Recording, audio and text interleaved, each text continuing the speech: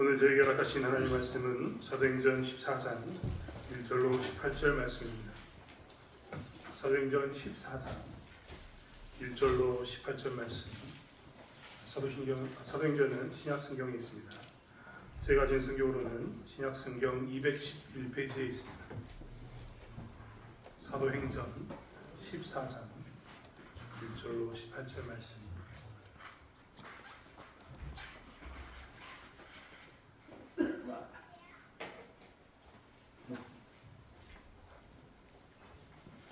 말씀을 저였으면 사도행전 14장 1절로 18절 말씀을 한 절씩 교독하겠습니다. 이에 이고니온에서 두 사도가 함께 유대의 회당에 들어가 말하니 유대와 헬라의 허다한 무리가 믿더라.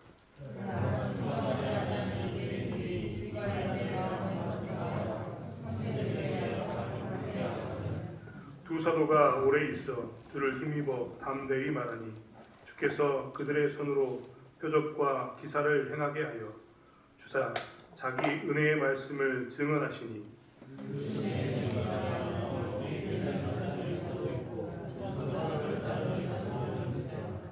이방인과 유대인과 그 관리들이 두 사도를 모욕하며 돌로 치려고 달려드니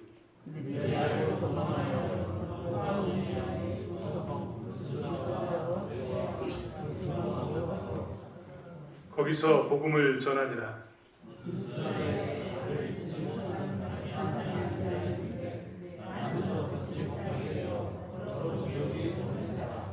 바울이 말하는 것을 듣거늘 바울이 주목하여 구원받을 만한 믿음이 그에게 있는 것을 보고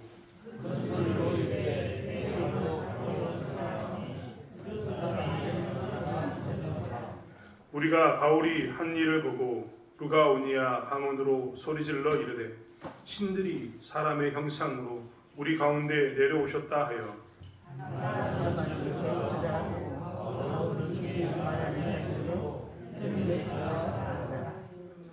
시외 제우스 신당의 제사장이 소와 화환들을 가지고 대문 앞에 와서 우리와 함께 제사하고자 하니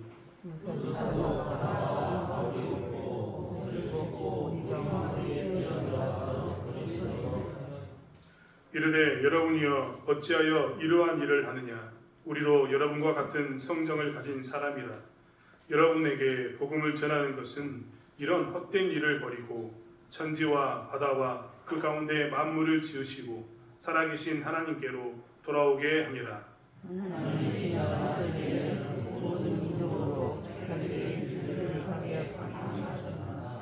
그러나 자기를 증언하지 아니하신 것이 아니니 곧 여러분에게 하늘로부터 비를 내리시며 결실기를 주시는 선한 일을 하사 음식과 기쁨으로 여러분의 마음에 만족하게 하셨느니라 하고 이렇게 말하여 겨우 우리를 말려 자기들에게 제사를 못하게 하니라. 아멘.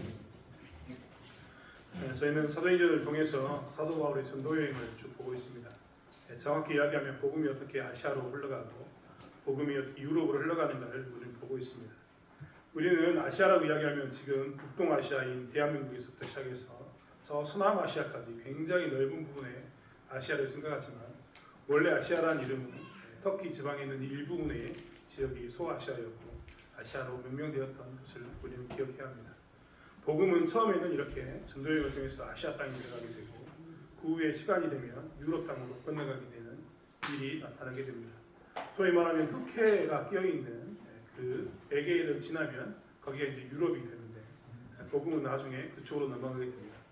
사도 바울의 전도여행 1차 전도여행은 사실 아직 유럽으로 넘어가지 않고 아시아 땅에 복음이 전해지고 있는 유럽을 넘어가기 위해서 계속해서 전진하고 있는 모습 가운데 서 있습니다.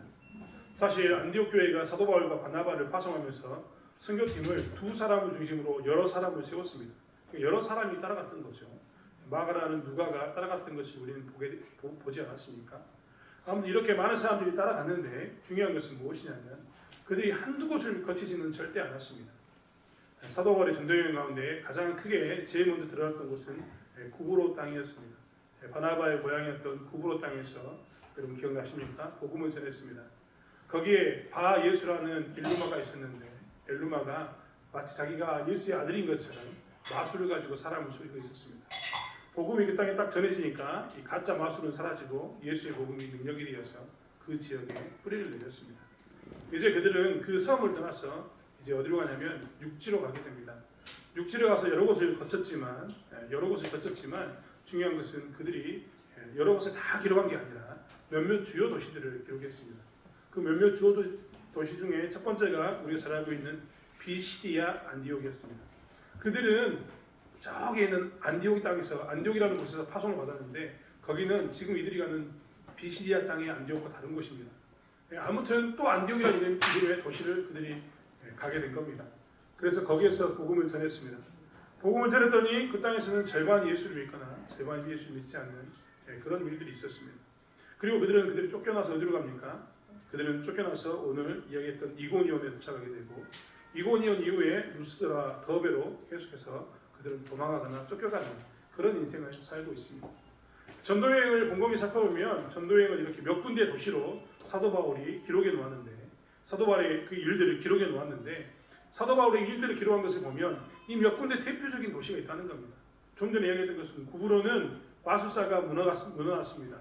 비시디아 안디옥에서 어떻게 했습니까? 유대 해당에서 복음을 전했는데 복음을 받아들여서 예수를 믿는 사람이 있었으나 예수를 믿지 않는 사람도 있었습니다. 심지어는 회당 유대인들에게 긴 역사를 이야기하면서 그들의 역사를 다 동원해가지고 이렇게 예수 그리스도께서 역사 가운데 약속하신 분으로 왔다라고 이야기했는데 그 땅에 있는 유대인들은 오히려 유력한 귀부인과 유력한 자들 그리고 유대인의 일부분은 그들을 배척하면서 쫓아냈습니다.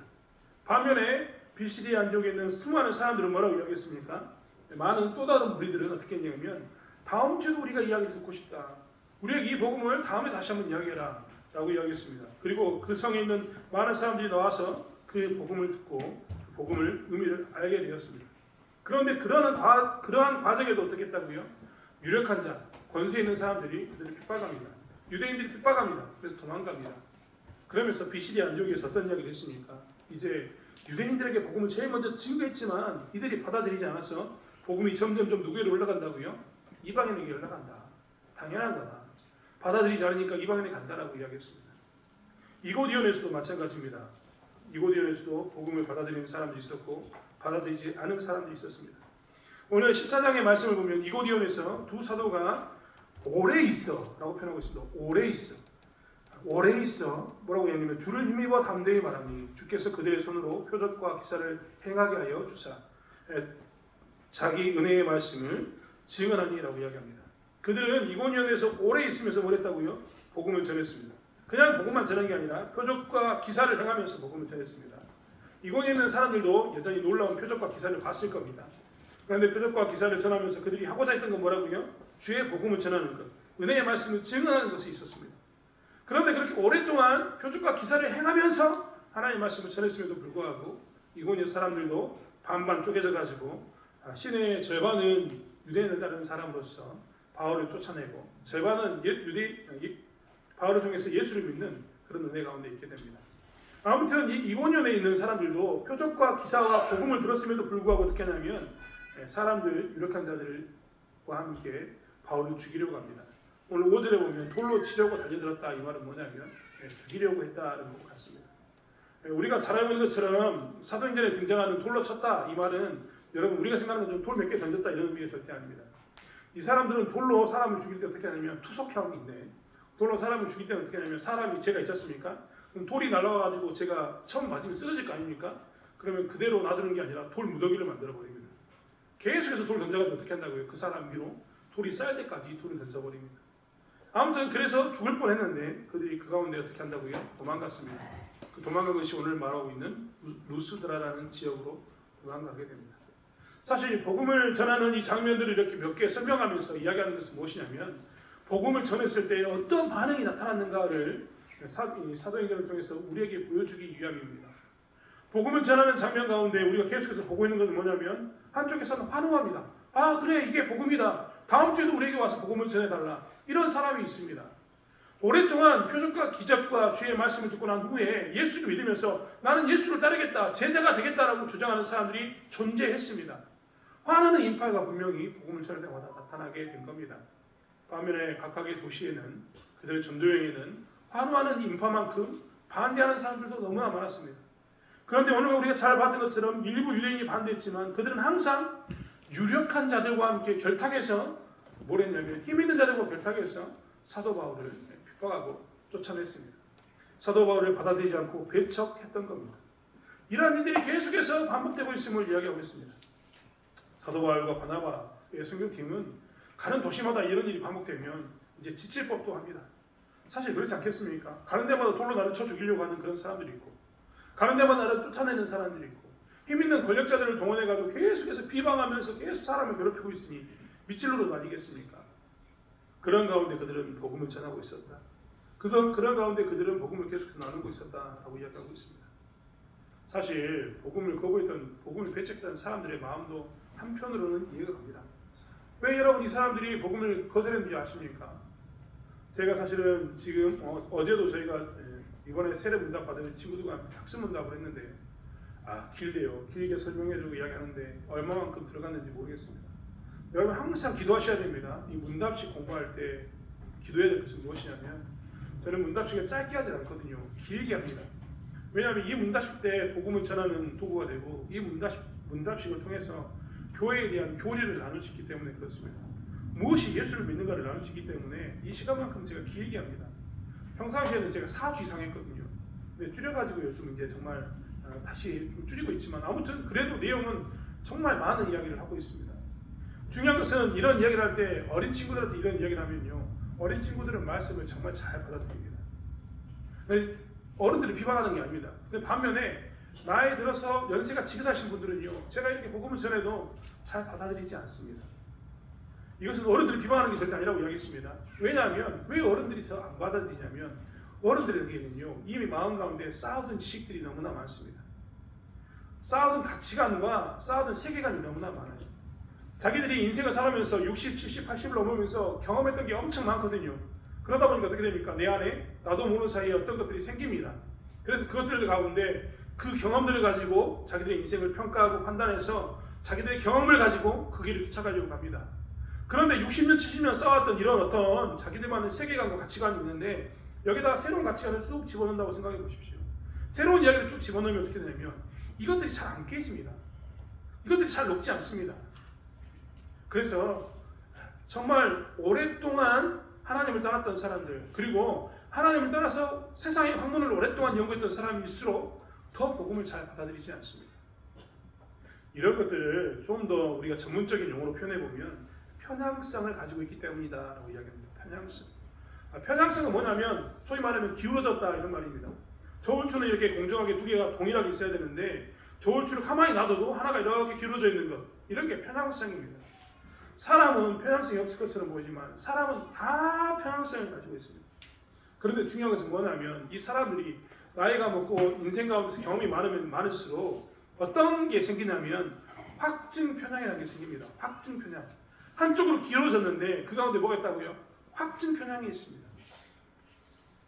확증 편향이라는 게 뭐냐면 내가 인생을 살아가면서 가져왔던 이런 많은 지식들이 있지 않습니까? 경험한 게 있으니까 어떤 일이 있을 때마다 내가 옳다고 생각한 것만 받아들입니다. 내가 옳다고 생각하지 않는 것들은 다 어떻게 한다고요? 귓등으로 들어요. 귓등으로. 전라도 말하면 귓등으로 들어서 다 어떻게 합니까? 흘려버립니다. 흘려버려요. 내가 진리라고 생각했던 것들은 내가 진리라고 생각했던 것 기준이 납니다. 내가 생각해서 이것도 옳다라고 생각했던 것들은 누가 이야기하면 그래 나도 그랬어 그런 거야 하고 이야기하면서 어떻게 하냐면 쏙쏙 받아들입니다. 그런데 그거 다른 이야기를 들으면 어떻게 한다고요? 얘를 뭐 모르네 잘 모르냐고 다 흘려버립니다. 나이가 먹고 경험이 쌓이면 우리 가운데 좋은 점도 정말 많지만 그게 어떤 때는 새로운 것을 받아들일 때 이렇게 편향성을 갖게 되고 특별히 확증 편향을 가져서 넘겨버릴 때가 너무나 많습니다. 확증 편향이 있는 사람들에 대해서 곰곰이 살펴보면요. 그들은 자신이 가지고 있는 가치관이나 신념 혹여나 자기들이 가지고 있던 경험에 의해서 생겼던 그 결과물이 너무나 확실합니다. 그래서 결코 다른 것을 받아들이지 않습니다. 오직 자기가 경험한 것만 옳다고 생각합니다. 사실 이러한 사람들이 이러한 경험을 할 때까지는 이러한 마음을 가질 때까지는 여러 가지 과정이 있습니다. 그 중에 어떤 과정이 많냐면 자기가 그것 남들이 옳다고 했는 것을 따라갔는데 그것이 잘못되었을 때 그 경험을 통해서 저 사람을 따라가서 안 되겠구나. 내 소신이 있지 않으면 안 되겠구나라는 그런 과정을 경험하게 됩니다. 어떤 사건을 접할 때 그 사건이 또한 틀렸다는 것을 아는데 내가 그것을 틀렸다는 것을 인정하기 싫으면 또 뭐라고 이야기하냐면 내가 원하는 것은 듣고 원치 않는 것은 버리는 그런 모습으로 자기만의 이 확증 편향성을 계속 가지고 있으면서 점점 사람이 한쪽으로 쏠리는 그런 삶을 살게 됩니다. 그래서 사실은 확증 편향이 많은 사람들은 새로운 것을 잘 받아들이지 않습니다. 확증 편향이 강한 사람들은요, 자기하고 똑같은 생각을 가진 사람하고만 놉니다. 다른 사람은 받아들이지 않아요. 그런데 유대인들이 뭘 가지고 있었냐면 이렇게 편향적인 사고를 가지고 있었습니다. 특별히 이 흩어져 있던 이 디아스포라고 흩어져 있던 아시아에 흩어져 있던 수많은 사람들이 사도 바울이 가서 회당에서 만나는 수많은 유대인들이 어떤 마음을 가지고 있었냐면 확증 편향을 가지고 있었거든요. 어떤 편향성을 가지고 있었냐면 하나님에 대한 잘못된 편향성을 가지고 있었습니다. 그들은 하나님에 대해서 잘못 이해하기 때문에 그들 가운데 예수를 받아들일 수가 없었던 겁니다. 우리는 지금 오늘날 살아가는 우리들은 하나님의 유일하신 한 분이시라는 것을 믿습니다. 하지만 유일하신 한 분이 삼위로 계신다는 것도 믿습니다. 삼위로 계시는 그 하나님이 성부, 성자, 성령의 이름으로 계시는데 자리는 세 개인 것처럼 보이는데 우리가 분리할 수는 없지만 구분해서 여기는 성부, 여기는 성자, 여기는 성령 이렇게 구분할 수는 있는데 분리할 수는 없어요. 나눌 수는 없습니다. 하지만 그분이 유일하신 하나님이라는 것을 우리는 믿습니다.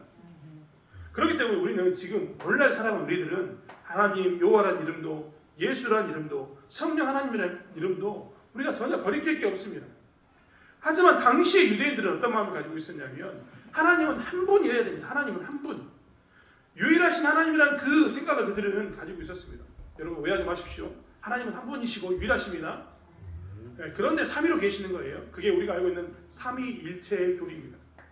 그런데 이들은요 이것을 잘 모르니까 어떻게 되냐면 하나님이 한 분이신데 예수 믿는 사람들이 와가지고 뭐라고 항상 고백하냐면 주는 그리스도시요 살아계신 하나님의 아들입니다. 그가 나의 주이십니다 라고 고백하거든요. 이렇게 고백하니까 뭐가 생깁니까? 그가 나의 주라고 고백하는 순간 주가 누굽니까? 하나님이란 말이 되거든요. 그러니까 이 유대인들은 자기들이 가지고 있는 고정관념 가운데서 하나님께서는 삼위의 하나님을 이야기하셨고 성부, 성자, 성령의 하나님으로서 이야기하시면서 그것이 하나다라고 삼위일체 하나님을 이야기했는데 자기들이 모르니까 여러분 창세기 1장만 읽어봐도 나온다니까요. 수면 위에 다니면서 하나님께서 뭐라고 이야기합니까? 우리라고 계속해 표현합니다. 우리의 형상대로 사람을 만들자고 우리라고 표현해요. 내 형상대로 만들겠다고 이야기하고 뭐라고 표현했다고요? 복수형으로 우리라고 표현한다니까요.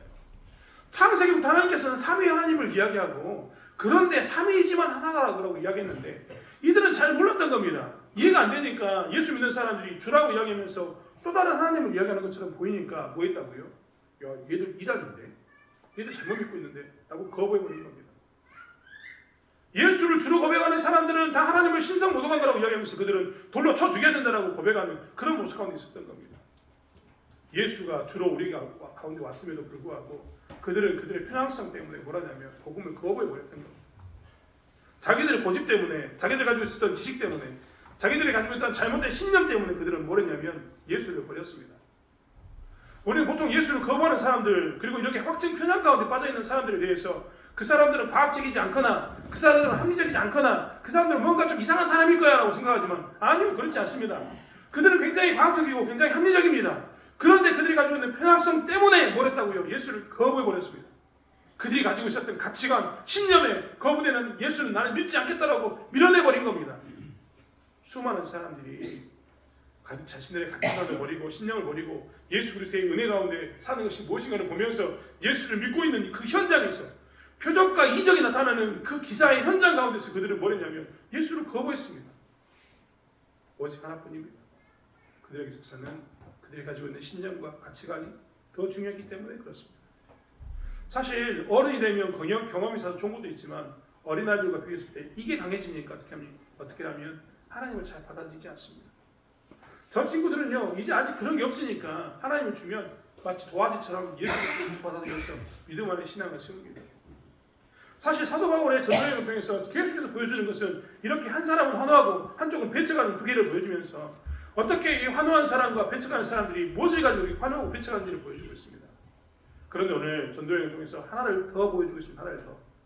복음을 받아들인 사람의 반응이 한쪽에서는 야 예수가 나의 주심이다라고 고백하는 사람이 있었고 한 사람은 자기의 신념 때문에 예수는 아니야라고 배척하는 사람들이 있었는데 그거 말고 또 다른 모습에 또 다른 양태의 모습을 보여주고 있는데 그게 뭐냐면 루스드라 사람들입니다.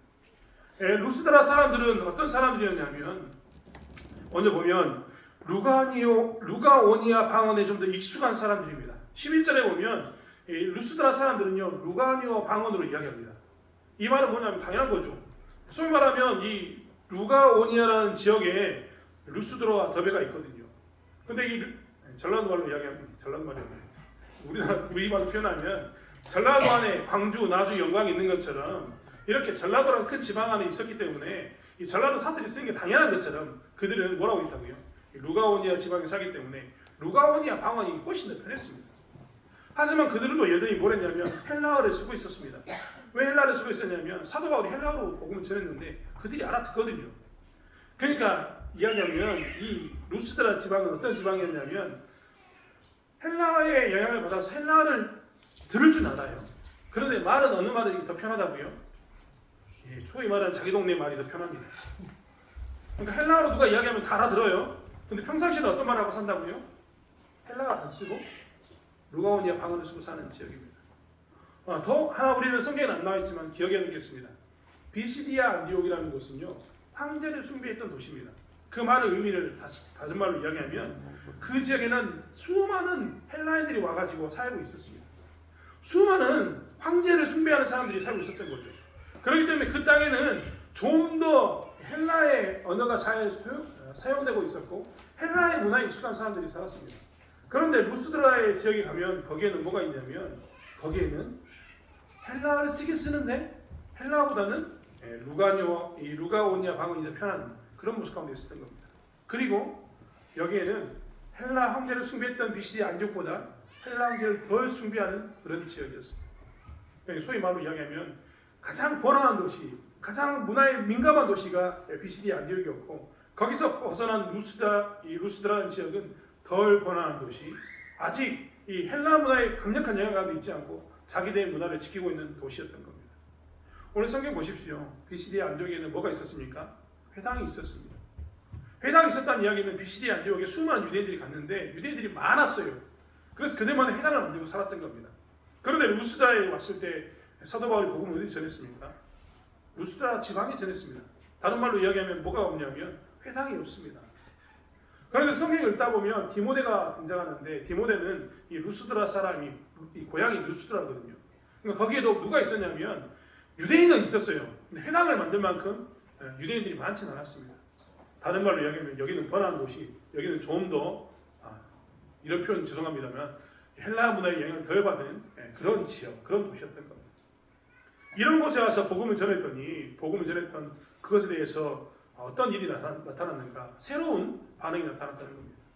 이 루스드라에 지나가서 사람들은 바울과 바나바는 회당에 들어가서 복음을 전했었기 때문에 어떻게 했냐면 이제 오늘 성경에 있는 것처럼 길거리에서 그들이 복음을 전할 만한 곳에서 전했습니다. 당시에 이 지역에는 대부분 다 사람이 이렇게 말할 수 있는 강단이 있었거든요. 나중에 사도행전 보면 이런 곳이 있다는 것을 계속 공개됩니다. 아무튼 복음을 전했으니 길거리에 나가서 복음을 전했습니다. 그런데 복음을 전하다 보니까 거기에 누가 있었냐면 나면서부터 걷지 못한 사람이 있었습니다. 사도 바울이 살펴보니까 그 사람이 구원받을 만한 믿음이 있거든요.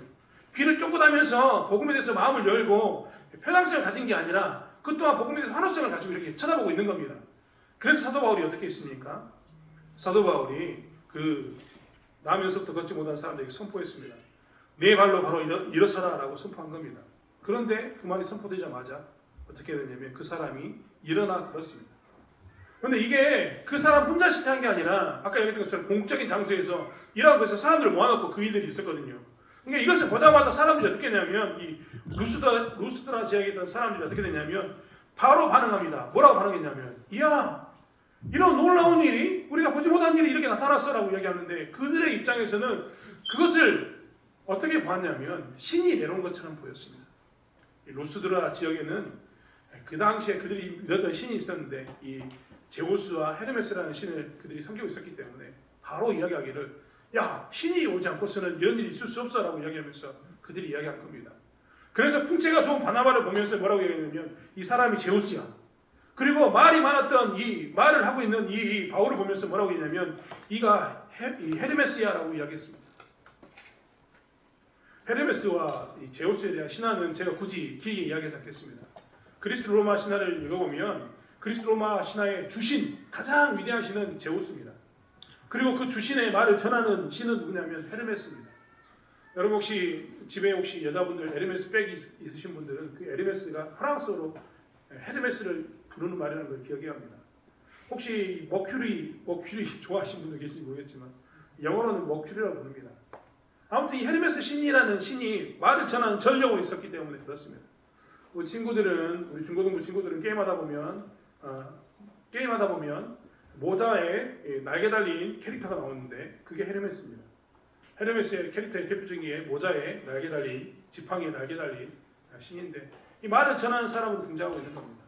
그래서 그 사람들은요 어떻게 되냐면 루스더에 갔더니 처음으로 어떤 반응이 나타났냐면 환호와 배척이라는 반응이 아니라 환호를 뛰어넘어서 뭐가 됐다고요? 이 사람을 신격화시키는 겁니다. 신격화.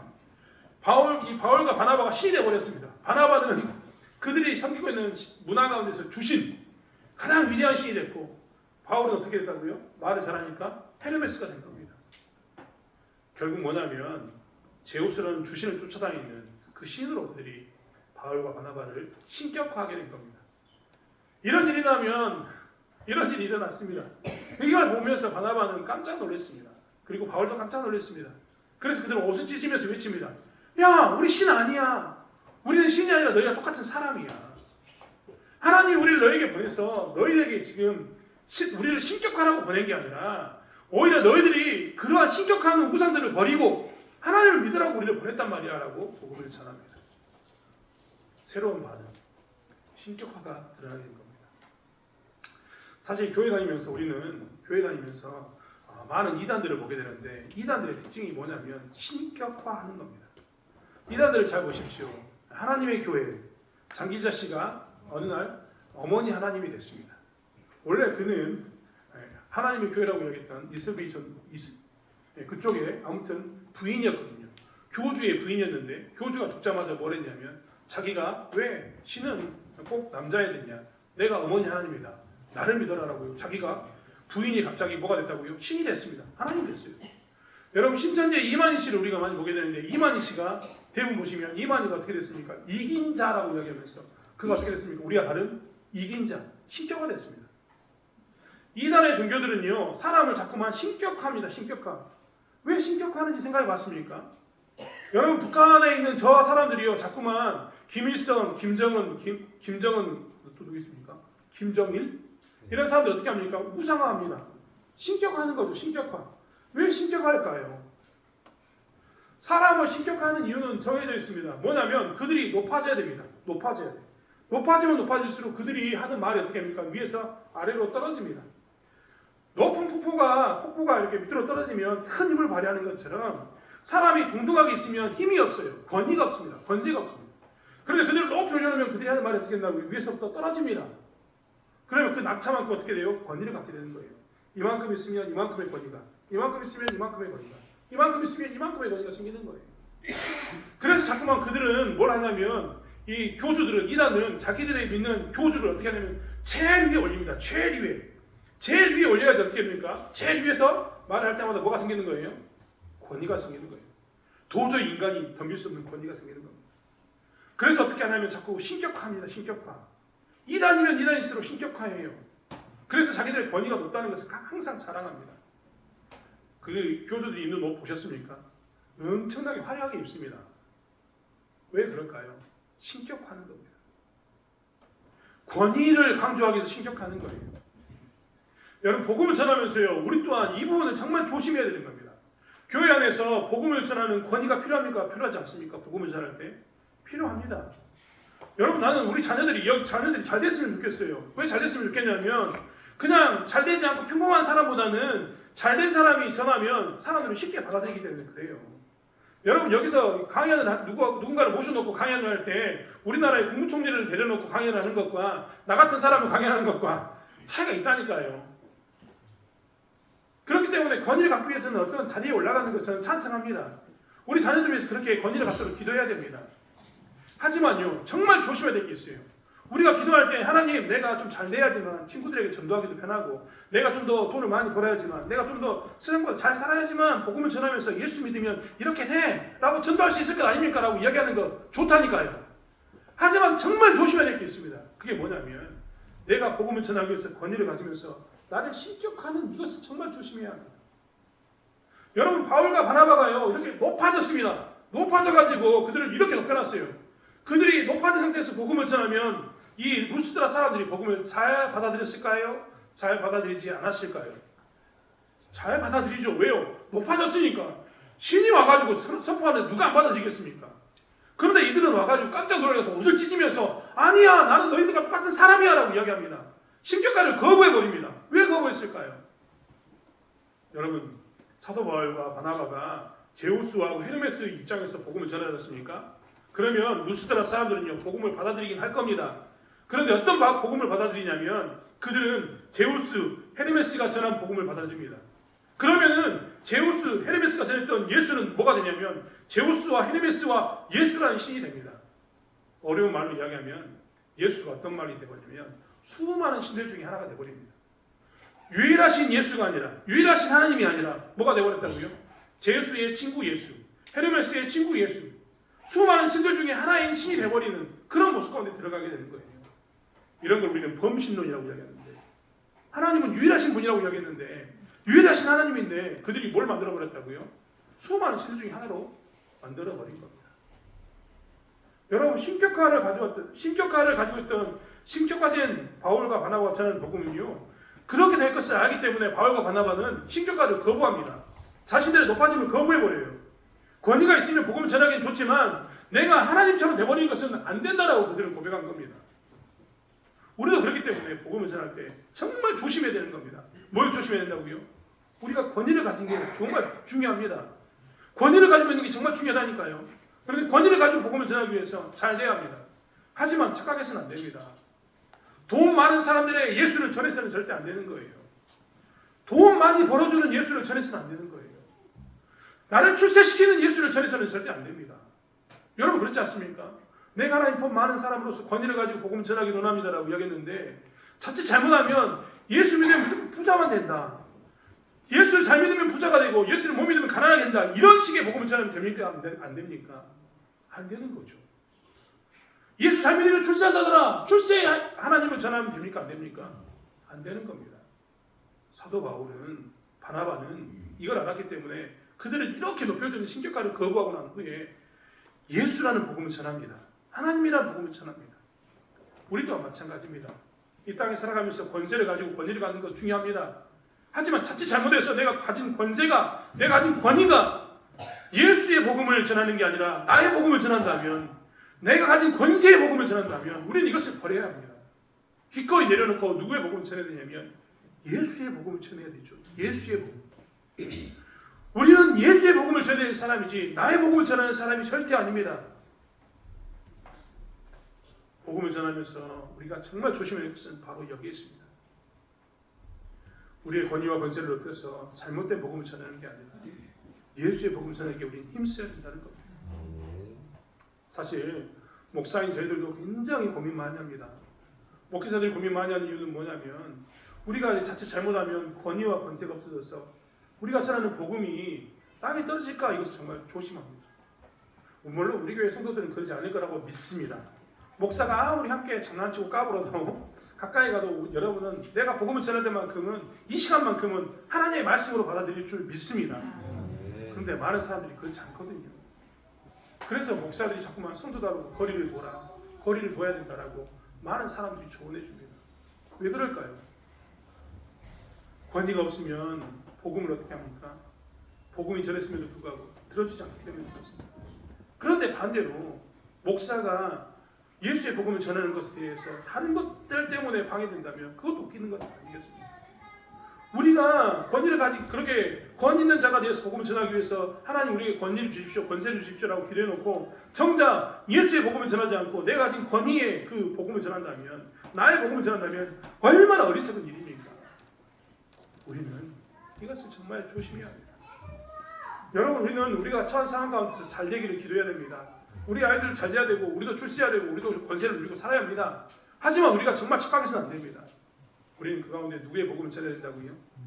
예수의 복음을 전해야 된다. 내가 믿는 예수, 십자가에 못 박혀 죽으셔서 우리의 죄를 위해서 기꺼이 죽으신 예수, 그 예수를 전해야 된 겁니다. 사실 오늘 사도 바울의 2차 전도여행 중에서 또 다른 반응인 이것을 이야기하면서 보여주시는 이야기는 바로 우리에게 묻고 있습니다. 너희들은 예수의 복음을 전하고 있는가? 아니면 예수 믿고 난 후에 너의 복음, 너가 경험했던 그 잘못된 복음을 전하고 있는가? 그럼 우리에게 묻고 있는 겁니다. 사랑하는 성도 여러분, 우리는 이것을 벗어나기로 합니다.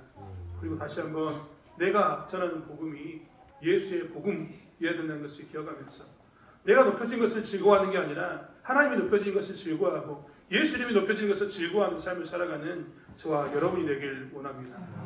사도 바울은 그래서 옷을 찢으면서 그 이야기를 했을 뿐만 아니라 그 이후에 복음을 전합니다. 사도 바울이 루스드라 사람들에게 뭐라고 이야기합니까? 야, 하나님이 나를 오늘 보내셨는데 보낸 이유가 있다.